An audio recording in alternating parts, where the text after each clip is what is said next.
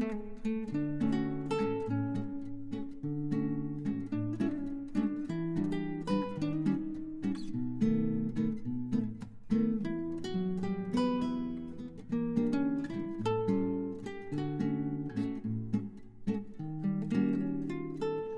Morning everyone, আমি সৌমি আর আমার চ্যানেলের আরও একটি নতুন ব্লগে আপনাদের সবাইকে স্বাগত।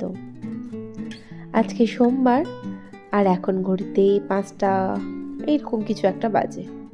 আজকে জন্মাষ্টমী, তো জন্মাষ্টমী স্পেশালি আজকে আমাকে খুব তাড়াতাড়ি ঘুম থেকে উঠতে হয়েছে। কিন্তু দুঃখের বিষয়, গতকাল রাতে না আমার কিছুতেই ঘুম আসছিল না। আমি যখন লাস্ট চোখটা বন্ধ করে শুলাম তখন দেখলাম ঘড়িতে প্রায় 3:30 বাজে, না 3:30 না, সরি, আড়াইটে পৌনে 3টে মতন বাজে। তো আমি ভাবলাম, হে ভগবান, আমি এখনও না ঘুমালে কাল ভোরে উঠে আমি কীভাবে কাজ করব। কিন্তু যথারীতি আমাকে ভোরই উঠতে হয়েছে, কারণ আজকে যেহেতু গোপালকে আমি বিশেষ কিছু করব না, আমি পারবো না, উনি যেটুকু দয়া করেছেন সেইটুকুই আর কি। তো সেইটুকুর জন্যই যেটুকু করতে হবে সেটা তো একদম আমাকে করতে হবে। সেই জন্য আমি না অনেকটা ভোরবেলা ঘুম থেকে উঠে একদম সব কিছু ঝমঝম করে পরিষ্কার করে ফেলছিলাম। রান্নাঘরটাকে খুব ভালো করে আমি আগে সাবান দিয়ে একটুখানি পরিষ্কার করে নিচ্ছিলাম, আর সমস্ত কিছু জিনিসপত্র সব সরিয়ে দিচ্ছিলাম। আর দেখতেই পাচ্ছেন কি হারে বৃষ্টি হচ্ছে। গতকাল রাতে না যখন ওই 2টো নাগাদ 2টো বাজছিল, আমি একবার উঠেছিলাম, তখন থেকেই দেখলাম বৃষ্টিটা শুরু হয়েছে। তবে এটা বুঝতে পারিনি তার আগের থেকে শুরু হয়েছে না পরের থেকে। তো যাই হোক, এদিকে ঘরদোরগুলো খুব ভালো করে মুছে নিচ্ছিলাম। আর এরপরে আমি স্নান আমার কমপ্লিট করে সোজা চলে এলাম ফল টলগুলো ধুয়ে। এবার কাটাকুটি করব, যা করার আছে তাই করব।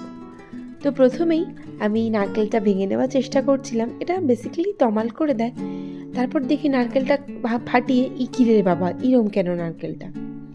2খানা নারকেল এনেছিল তমাল। আমি বলেছিলাম যে একদম অল্প করে আনবে, শুধুমাত্র ঠাকুরকে দেওয়ার জন্যই আনবে, কারণ সবটাই তো সেই আমাকেই করতে হবে, আর খুব কষ্ট হয় এতটা কাজ করলে। আজকে হয়তো দেখবো পিঠে ব্যথা, কোমরে ব্যথা, হাতে ব্যথা। যাই হোক, এক এক করে সব কাজগুলো আমি কমপ্লিট করার চেষ্টা করছিলাম। তার মধ্যে গতকাল তমাল কয়েকটা জিনিস আনতে বাকি রেখে দিয়েছিল, তো সেইগুলো আবার আনবে, তারপরে এক এক করে আরও জোগাড় জানতে করতে হবে। নারকেলটা কুড়িয়ে নেওয়ার পর আমি বসলাম তালটা নিয়ে। আমি না তালটা চাঁচতে খুব একটা আমার এই তাল চাঁচায় খুব একটা এক্সপার্টিস নেই। আমি খুব একটা ভালো তাল এরকম তালের পাল্পটা খুব একটা ভালো বার করতে পারি না। আমার অনেকক্ষণ সময় লাগে এই কাজটা করতে, কারণ বছরে আমি একবার করি এই কাজটা। হয় গোপালকে করে দিই, আর না হলে মনসা পুজোর যে তালটা থাকে সেটার সঙ্গে করি। যেমন গত বছর আমার শরীরটা বেশ খারাপ থাকায় আমি শুধুমাত্র ঠাকুরকে ভালো বাড়ি থেকে মিষ্টি কিনে নিয়ে এসে সেটাই দিয়েছিলাম, ঘরে কিছুই করতে পারিনি।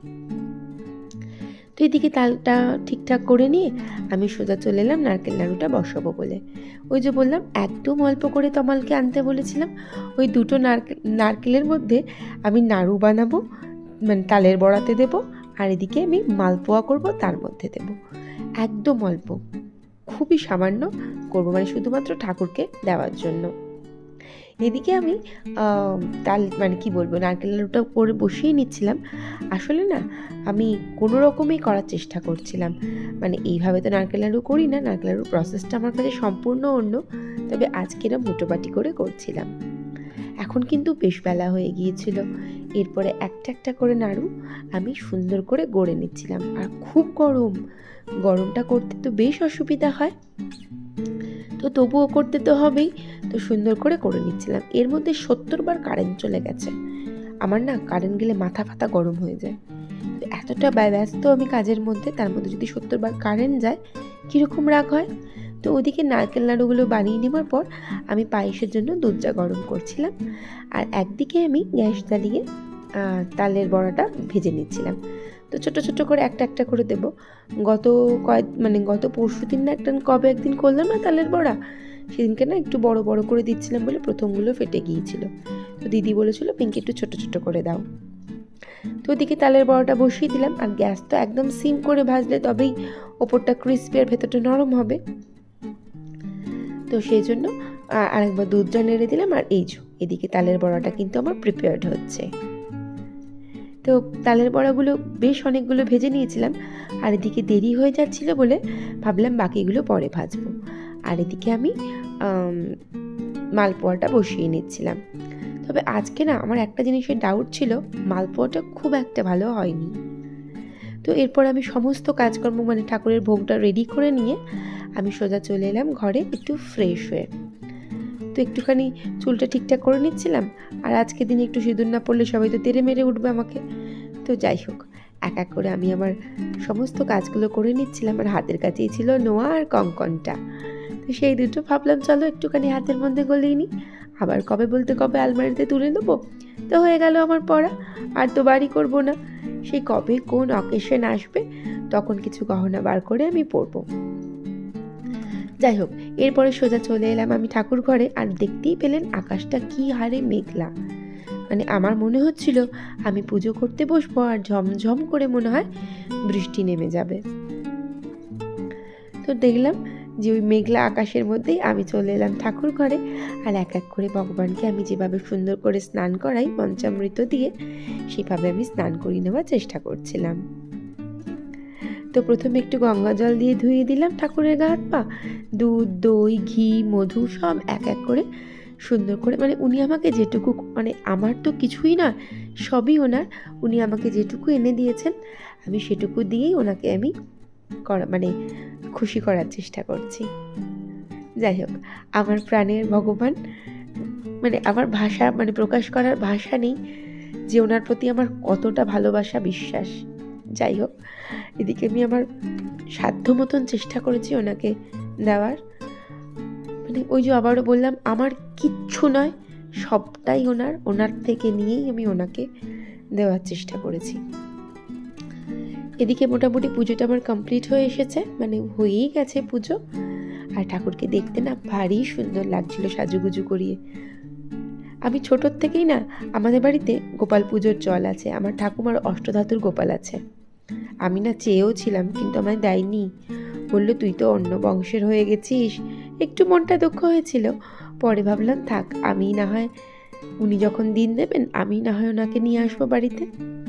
তো এবার নিচে চলে এলাম, এসে তো রান্নার জোগাড় করতে হবে, নইলে খাবো কি? ওই ডালের বড়া, পায়েস এইসব দিয়ে তো দুপুরের খাবার হবে না।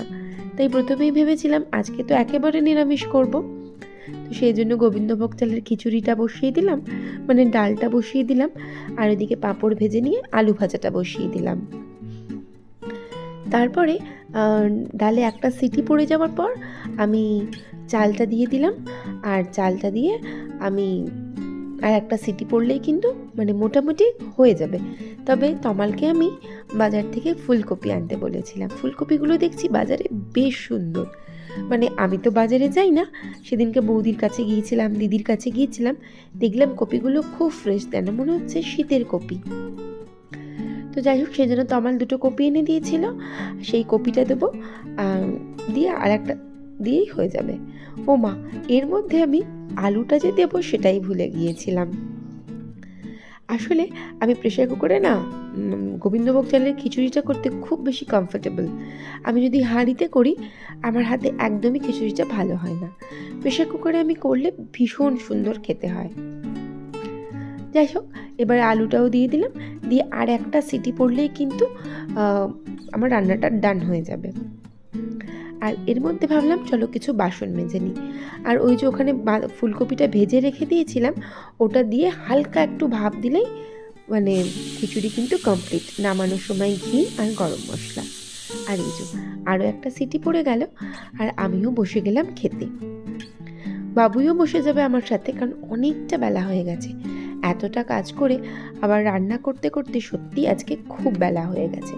তমালও এসে গিয়েছিল, তবে আমি তমালকে বললাম তমাল আমার খুব খিদে পেয়েছে, আমি বরঞ্চ খেয়ে নিই। তমাল বলল তুমি আর বাবুই খেয়ে নাও। তো সেজন্য আমি আর বাবুই খেতে বসে গিয়েছিলাম। পরে তমালকেও দিয়ে দিলাম, মানে আমাদের খেতে খেতেই তমাল চলে এসেছিল। আর এরপরে যে প্রেশার কুকারে করেছিলাম, মানে অ্যাকচুয়ালি যে খাবার পর বাকি কাজগুলো করতে এসেছিলাম, তারপর রান্না কিছু বাসন টাসন সব পড়েছিল, সবার তো খাওয়া কমপ্লিট, সেই জন্য বাসনগুলো সমস্ত মেজে আমি গ্যাস আভেন একদম ছকছকে করে পরিষ্কার করে ফেললাম। এবার আমি একটু টান টান করে শুয়ে পড়বো ফ্রেশ হয়ে। তো যাই হোক, আজকে ব্লগটা ভালো লাগলে প্লিজ প্লিজ পাশে থেকে যাবেন, আর ভিডিওটা দেখার জন্য থ্যাংক ইউ সো মাচ।